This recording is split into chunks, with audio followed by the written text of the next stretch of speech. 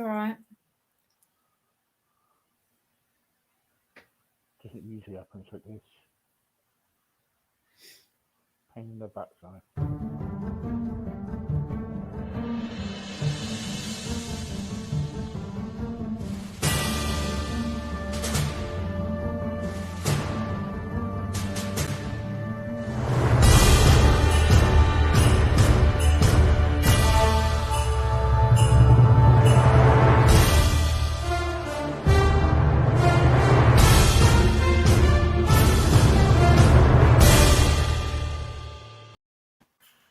Good afternoon, guys. Sorry about the delay. We had some problems with them, but now everything is sorted. Serena, how are you? I'm very well, thank you. Tell us about yourself. So my name's Corinne and I am a success and empowerment coach, and I help business owners and entrepreneurs in their mental well-being, and I give them a supportive space and an educational space to help them through struggling times, and just to build up their resilience and find their inner power. Right, okay. So, what started you off doing this? Well, I started my business. I had a cleaning company back in 2013, Right, and I actually just put it into Google to find out how to promote my business, because the only way I ever thought of running a business was a traditional, business. So from then, I ended up working with an advertising company, and because somebody approached me online and said, "Oh, I've got this way to advertise your business," and I got involved in this business for advertising, and in turn, I was working for that business but advertising my own business at the same time, and I ended up being asked to be on stage. So I did like a testimonial, my journey, and I absolutely loved it. And I loved the positive feedback that I was getting from the audience when I was sharing my story about why I started my business. And I just then took that transition into wanting to help people rather than running a cleaning company. right, okay. I used to run a cleaning company. Oh, really? Yeah, that's funny that. And how did you find it about running the cleaning company? Well, I still run it. It's been going for 9 years now, and I love doing it. But it's not my main passion. It was just because I wanted to be self-employed. So, starting a cleaning company was a good option for me. I had a friend that had a cleaning company, and I used to help her, and she'd help me. But it wasn't my passion. It's not my drive. It's not really what gets me out of bed in the morning. I love doing the public speaking. I love doing the coaching. I love helping people, and for people to say that I've really made a difference in their life. Well, I suppose some of the customers for cleaning, they say that as well because they come home to a nice clean house, but it's not in the same way. Yeah, yeah. And what kind of people do you help? Do you help all sorts of people? I help mainly new business owners, startups, and startup entrepreneurs. Right, okay. And what's the process when you get new clients come in? What do you do? Talk about from the start. So at the moment, I do one-to-one coaching. It is going to go into. I am creating an app at the moment for smaller sessions, but what I do is I determine where they are right now, what their struggles are in their business, what their struggles are in their own mindset, because a lot of new business owners, they see the traditional way of working in business, which doesn't really help them moving forward into being an entrepreneur. So Right, we talk about their why they started in the first place, what their passion is, what their goals are, and determined, because a lot of business owners and entrepreneurs, they know they want to start a business, but they don't really they don't really have an understanding why, and they don't really have an understanding what the next step is going to be. So we determine where they are right now and what is achievable. And then we go through what I call emotional foundationing, which is when they've had struggling times and emotions start to set in, they start to self doubt, they start to feel the imposter syndrome. We then go through processes where we pull out why they feel that way and how they can overcome it. And then this really helps with their resilience. And then we do a lot of techniques on how they use that moving forward. Right, great. Explain to us the flight path process. The flight path process is so that is from the beginning where they determined their why. So we've got the flight path, which is setting you up for your flight. Then we have the third part. The second part, sorry, is the emotional foundationing, where we, understand the emotions and how to tackle things going forward. And then we've got the autopilot success, which is the techniques to use all those techniques going forward. So when things don't quite go as planned, we know how to maneuver and find a different path. Brilliant. Now, I'm reading your website and I'm into mission here. It says here, my mission is to change thousands of lives and I want to help people. And that's very good. And are you on that? So you're still on that mission? Are you still changing lots of lives?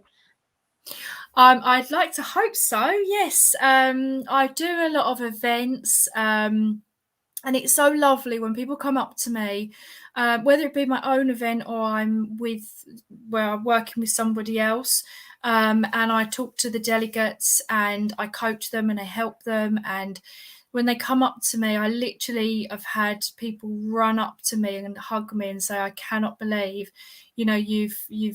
you've coached me in like a few minutes, and it's made me think so differently about the way I'm doing things." I do private one-to-one sessions with people, and they come back to me, and they've been so shocked about the way they've been set in one mindset, and now they've started to look at things differently. And it's lovely. It's really, it's when you're in a room of 1,000 people and you get that one person that comes up to you and says that you've changed their life. It's just phenomenal. It really, I mean, I feel like I'm welling up now. I just absolutely really love what I do. Great, brilliant. And it's got your 3 months coaching, 6 times 1 hour sessions and everything. So what goes on? So if someone books a session, what happens? What goes on in that session? So they would have their first initial session, which we, as I said, uncover where they are right now, and where they want to be. And then we have additional sessions in between. We do like little 10-minute sessions in between the bigger sessions, just to make sure that they're on the right path. Sometimes when people are trying to do something that they've not done before, they're trying to get out of their comfort zone, it can be quite scary. And in a one-to-one session, I find that they're all hyped up and they're ready to go. And then when you say, right, this is what you need to do, go and do it, they then feel, oh, how am I going to do this? Or it's too scary. And so I have those 10-minute sessions in between, just to make sure that people are on track. And I am actually creating an app where people can have me, if you like, in their pocket and they can do little 20-minute, 10-minute, 15-minute, whatever they want to do, little exercises and little sessions. All So right. if they're Yeah. stuck on something, maybe they've been procrastinating and they've got so many things going on. As an entrepreneur, you've got so many things going on, you don't know what to do first.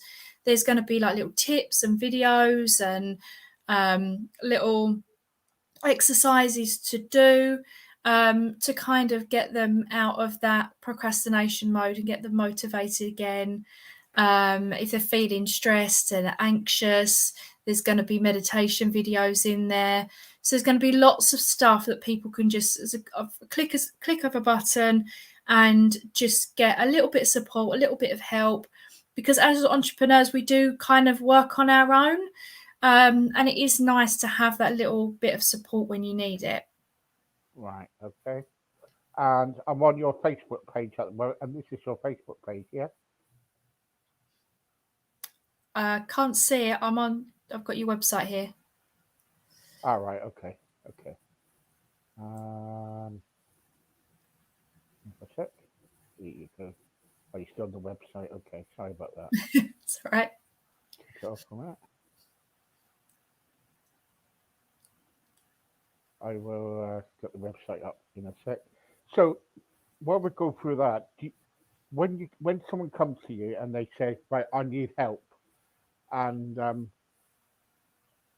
does, does it take somebody really? Does it take people a long time to get over things, or how with you when you're coaching them? How long does it take? I think as an entrepreneur, you never really get over the stress, the anxiety, the overwhelm, the feeling of imposter syndrome, which is a big one when you're pushing yourself out of your boundaries. The problems they never go away, but it just gets easier to cope with. Um, if you speak to any entrepreneur, they're always going to have struggles. They're always going to have those barriers.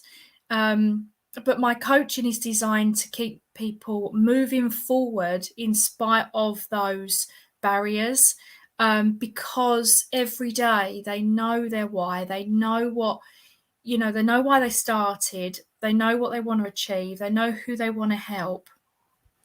And it's a way of them just keep on moving forward. I've personally had a lot of adversity, and it has been hard. It has been hard to keep moving forward, but knowing that I get up every day to help people, if I don't share my story, people are not going to be able to relate to me.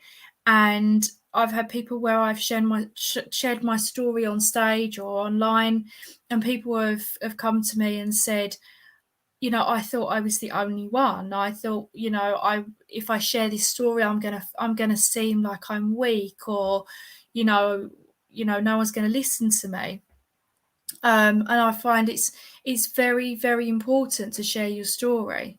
Hmm, definitely right. Yeah, because sometimes we do need to tell our stories so that then it's it's really good then because if we share our stories and if one person can kind of like relate to that story, we can help them. You know what I mean?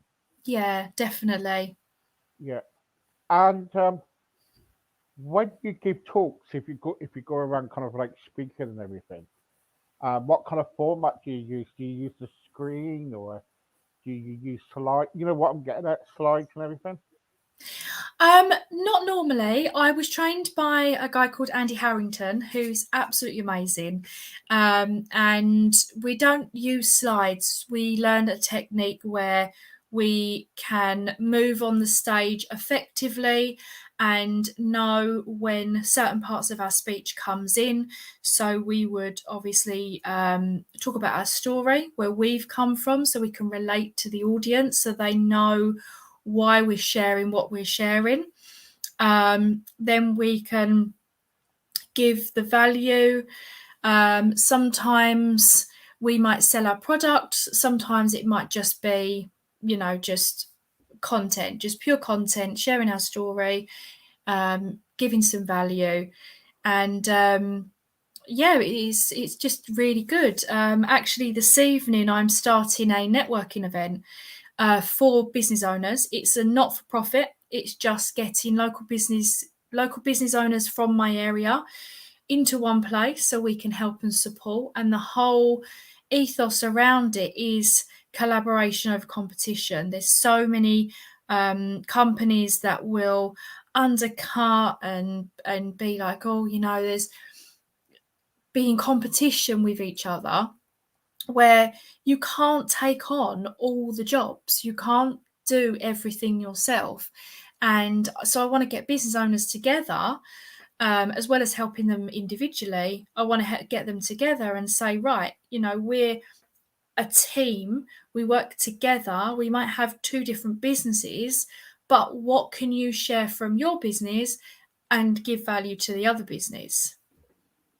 That is really good idea. That is really good idea about, and also it's like a network and everything, and it's really good because if you've got a business and some other business might need you, or if it's like a printer, businesses can help each other, can they? Definitely. I mean, we do construction as well as cleaning. And I Yeah, actually have a guy who's coming to the networking event who does construction. And I don't feel like, oh, I can't have him in my networking event because he does construction, because he covers the same areas, but not all your clients are going to like you, are going to like the way your business runs, they're not going to like your prices. And I would rather lose a job to somebody I know in my network and know that that client is still going to be looked after, rather than them go off down the road, speak to somebody else, and they get ripped off. yeah, yeah. But it's good really because if you got somebody doing that construction work, they might know somebody who wants some buildings cleaned, or Yeah. because in with my cleaning business, we used to get a lot of people come in to do builders cleans, and things like that. I know Yeah. it was a pain in the backside because we had to wait for our money for months on end, especially Nidos and other companies when we used to do them, but we got it in the end. We do builders cleans, and although I run a construction company, we also do cleans for other construction companies.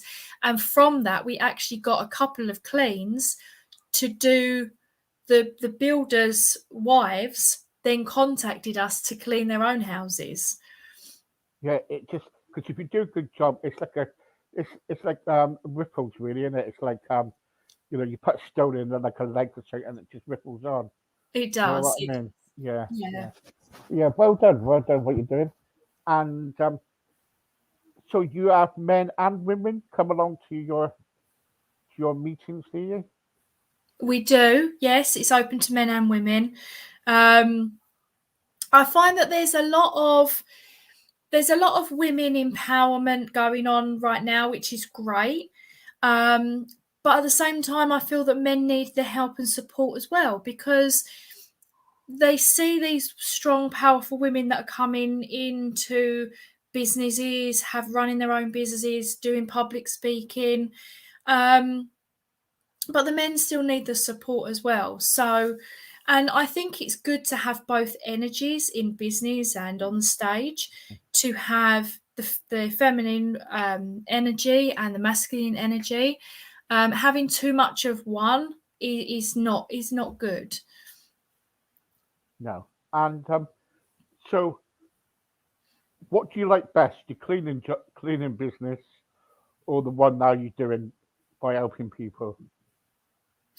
I much prefer the coaching. Wings of Success is definitely my passion. Um, but I still love the cleaning. I still love I've got, elderly customers that we actually go and do their shopping for. And this all started just before COVID, actually, when we started going and getting their shopping and taking them to hospital appointments and things like that. Because, there's a lot of elderly people out there that they don't see anybody from week in, week out. And we have a cleaners going in there, and they say it's the highlight of their week because they get to spend an hour with somebody and chat with them and make them a cup of tea and, have their shopping done. And they actually, say that it is the highlight of their week. And it's quite sad, really, Yeah.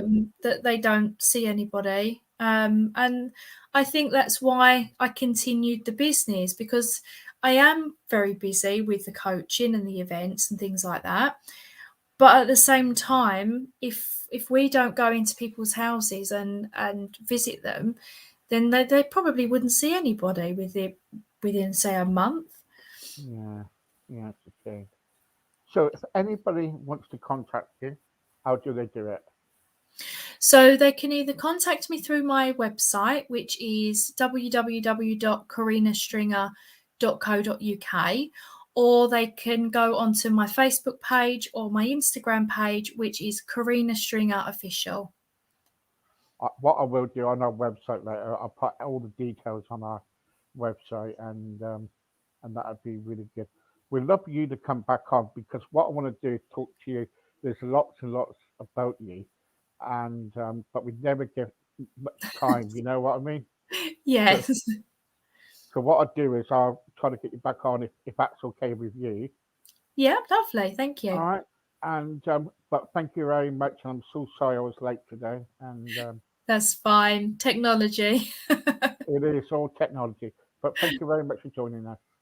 Thank you so much. Thank Thank you. you. Bye bye. Bye.